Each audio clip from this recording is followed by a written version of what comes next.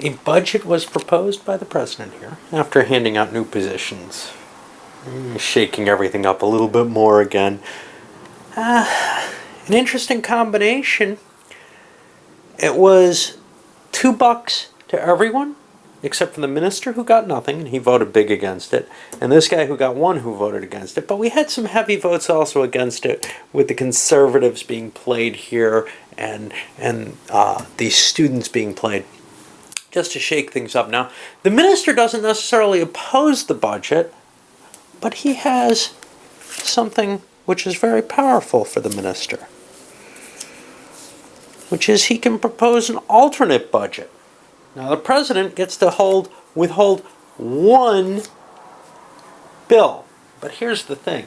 The minister can propose whatever budget he likes, including, I keep all the money, and everybody votes against it, but then he pushes it through. What's the problem with that? Well, the problem is, if he's holding that big wad of money, the game takes this interesting circumstance, because this is perhaps enough to win the game with. It was a big draw. Not an absolutely huge draw, but maybe bigger than anyone has pocketed. So he probably doesn't want to do that. He's got another problem.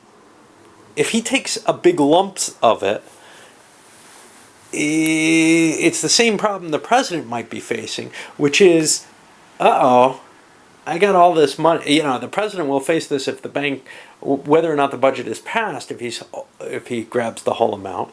I'm holding all this money. I am the target. So the question is, can he make someone else the bigger target than himself? Now, he can't shoot the bigger target. That's the problem.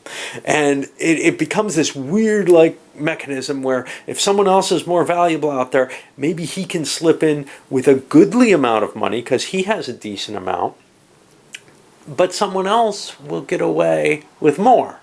We'll see how it works. The minister's budget passed. He voted $5 over to this guy with the conservatives. So this guy voted against it. He doesn't have the kind of cards to protect himself here. But the president voted in favor of getting $3 assigned to him. Now, he sat on a card. The money is dispersed. In a sense, the minister would have liked to have rammed this through to get the troops there, but he voted in favor of it. Hey, if it passes, there's no coup. Maybe I can slip through with my money because there is definitely a bigger bunny here. I only held 2 cards. I cannot have what people think the president has. And I gave this guy $5, supposedly. He's got almost as much as I do.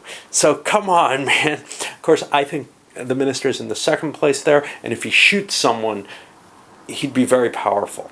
So everybody's got to pick their locations, and this is going to be where the paranoia starts setting in. People are not willing to pick the bank because it's dangerous, but some people will pick the bank because they don't have any money, and it seems pretty safe until they play their assassin card, and then they might seem to have made a good decision to be at the bank at that point.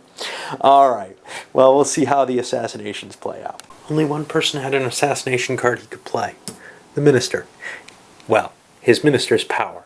He shot at the president at home, thereby keeping the shoot at bank capability. Nobody else shot anyone. This guy had a card, but he didn't have the cash to use it. And the few people with cash weren't about to turn that money in. El Presidente has his wad. He walks to the bank. He's scot-free. The bank's open. There's no chance of a coup. There's nothing. The minister is not looking good in a lot of people's eyes. This guy's sitting on a wad of money running.